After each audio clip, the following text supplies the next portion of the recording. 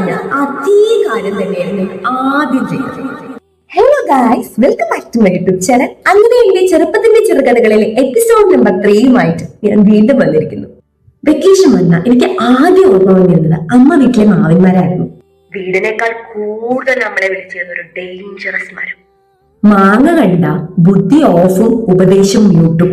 കയറണ്ടെന്ന് പറഞ്ഞിട്ടും ഞാനും എന്റെ ഏട്ടയും എന്റെ കസിൻ ബ്രദറും മാവിന്റെ മേലെ കയറി. ഒരു ദിവസം അച്ഛൻ വന്നു.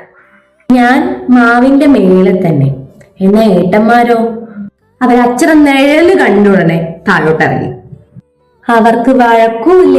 മേലെ നിന്ന ഞാനോ താഴോട്ടെത്തിയ ഇപ്പൊ തീരും എന്നുള്ളൊരവസ്ഥയിൽ വിചാരിച്ചതുപോലെ താഴെ ഇറങ്ങി ഉടനെ അച്ഛടെ ഒറ്റ അടി കാലിക്ക് ബെൽത്തോണ്ട്. അന്ന് എനിക്കൊരു കാര്യം മനസ്സിലായി.